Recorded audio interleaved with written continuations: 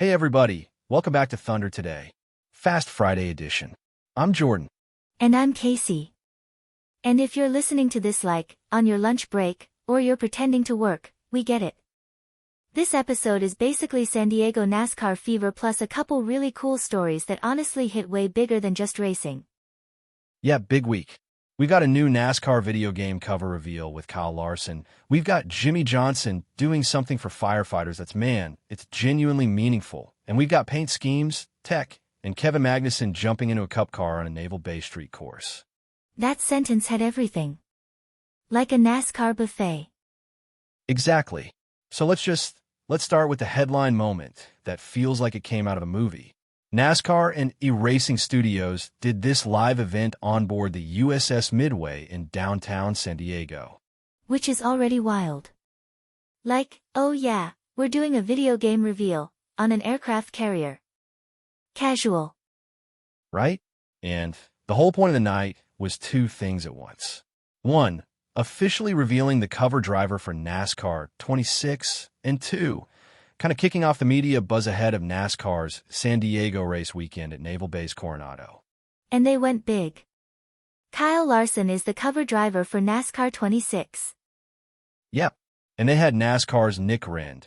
He's a vice president on the interactive and emerging platform side, and E-Racing Studios' Matt Lewis, vice president and senior producer, giving remarks and teasing details.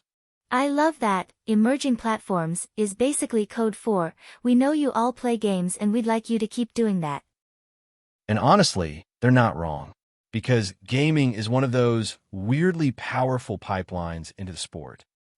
You can become a fan without ever going to a track first.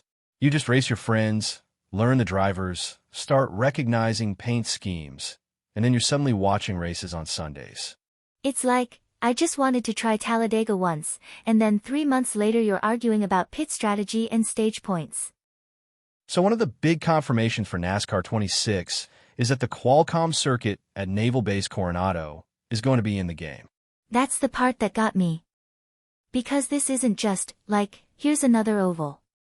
This is a brand new, high-profile street course style setup on an active military base.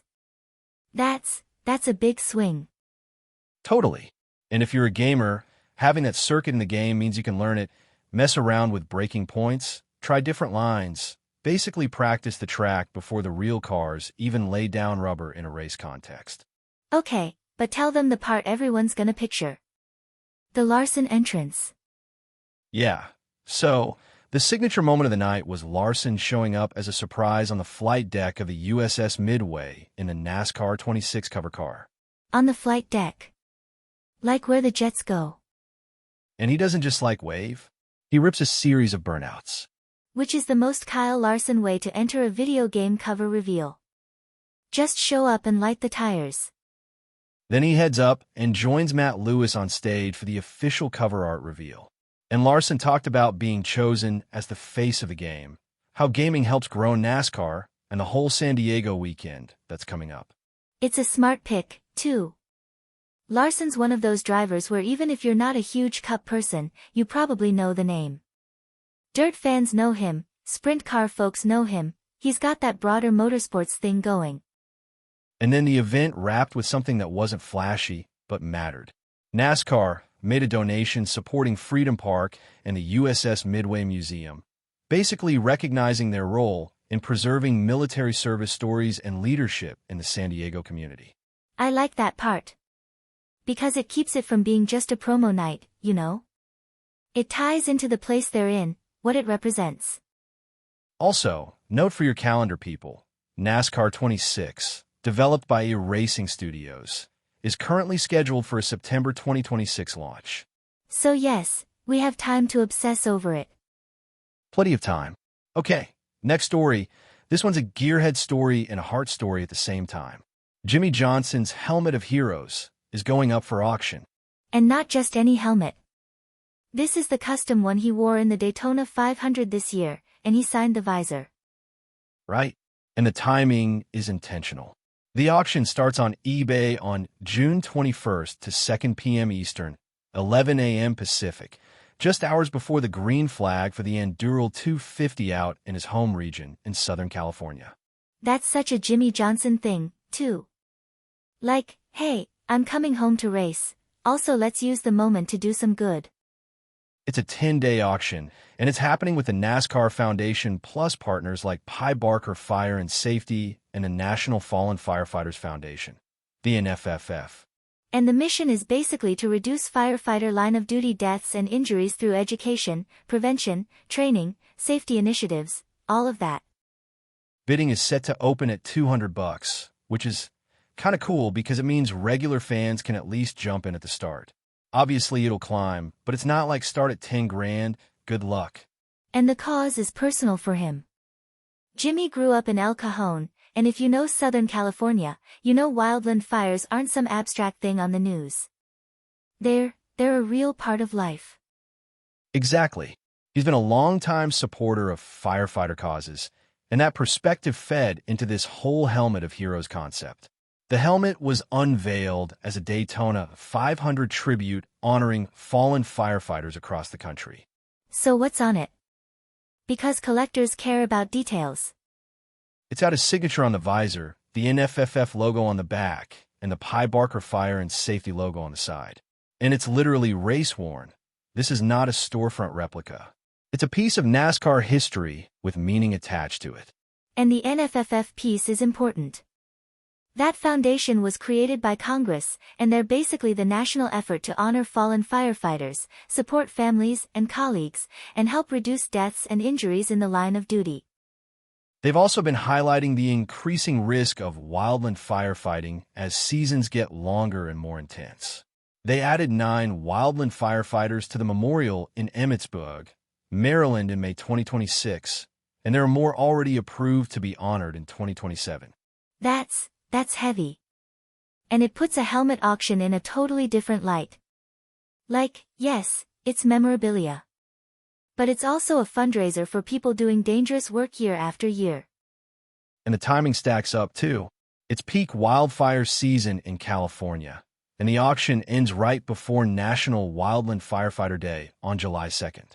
Okay, purely practical question, if someone actually wins it. How big is the helmet? Are we talking normal helmet-sized, or?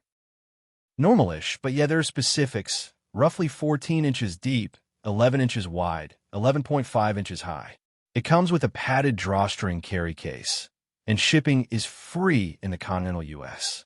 Free shipping on a race-worn Jimmie helmet is kinda hilarious.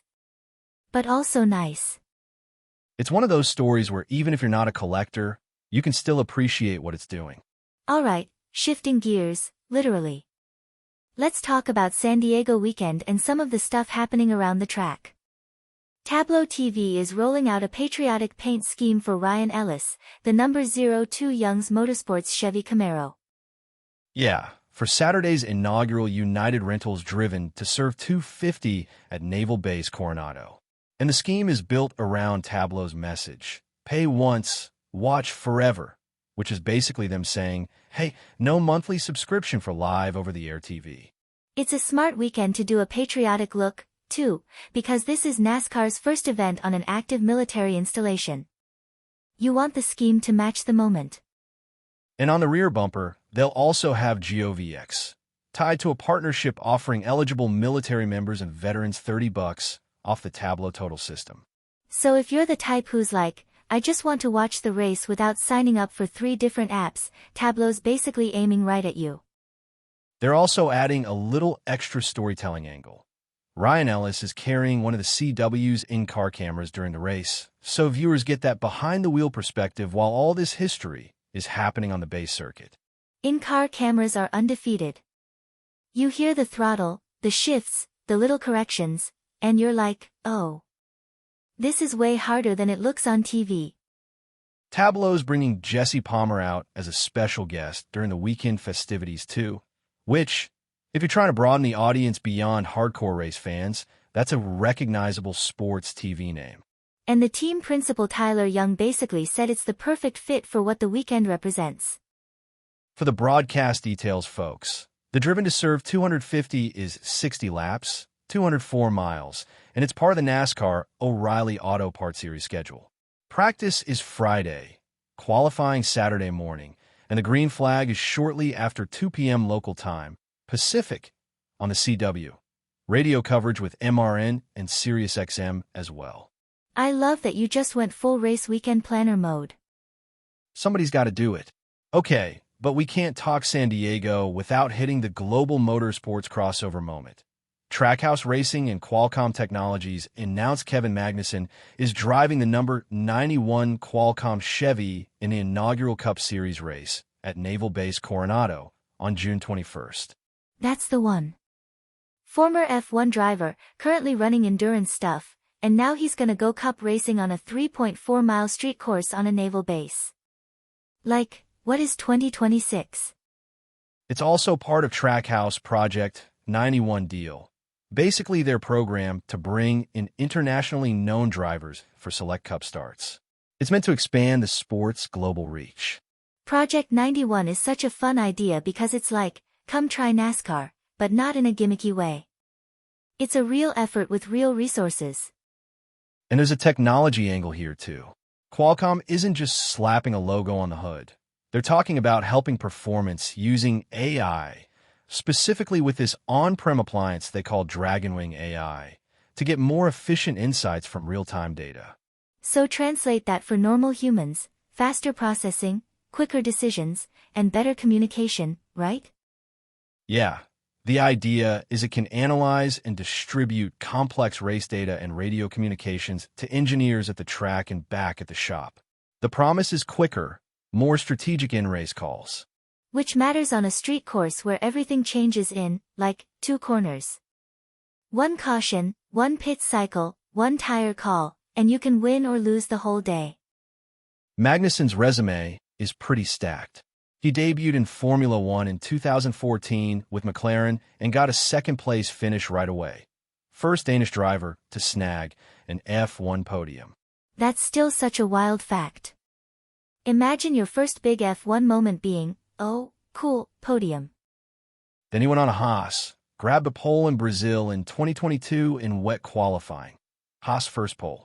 He's also done IndyCar once at Road America, led a few laps, then got taken out of it by mechanical issues.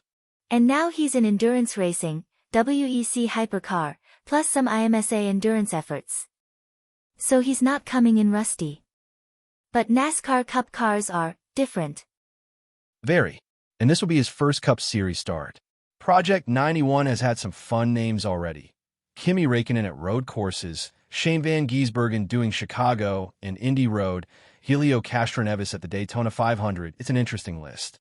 And SVG's Project 91 start literally turned into a whole career pivot.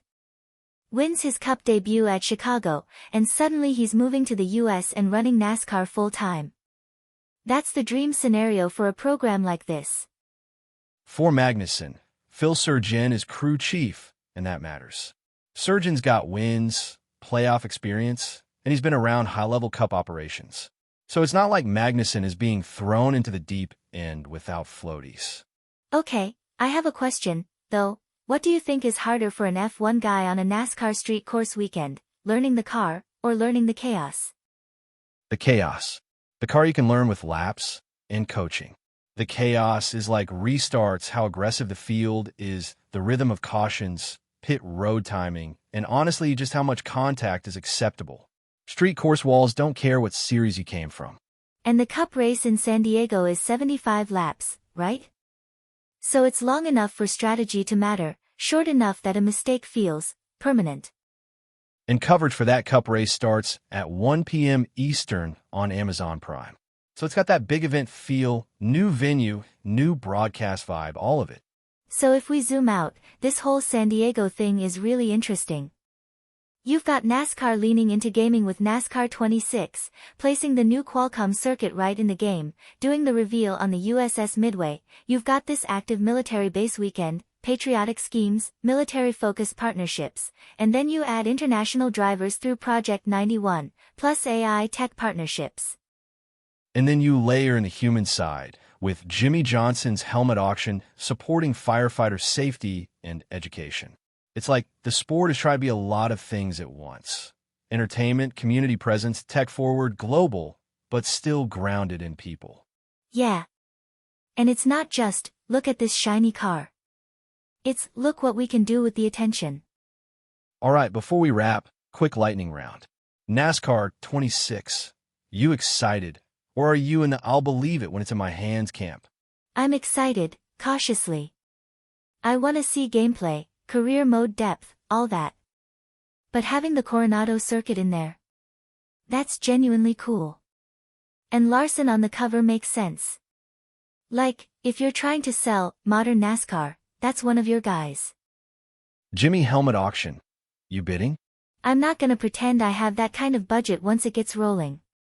But I hope it goes high, because the cause is real. And if you're a collector with money to burn, maybe burn it on that instead. And Magnussen in Cup. Prediction. Clean race?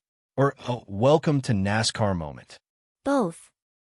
I think he'll be impressively competent, and then at some point he'll be like, oh, you can do that, as somebody sends it down the inside from 3 car lengths back. That's fair. Also shout out to the tableau scheme. I love when a paint scheme actually fits the event, not just the sponsor. Racing on a naval base with a patriotic livery. It clicks. All right, that's going to do it for Thunder today. Fast Friday edition. If you're heading into the weekend, enjoy the races, stay hydrated, and maybe double-check start times so you're not showing up mid-stage 2 like I've definitely never done. And if you're watching from home, set your reminders, tell a friend who doesn't get NASCAR to just watch the first 10 laps. 10 laps. That's all it takes sometimes. We'll be back soon with more Thunder today. Until then, keep it fast, keep it clean, and we'll catch you after the checkered. Later, everybody.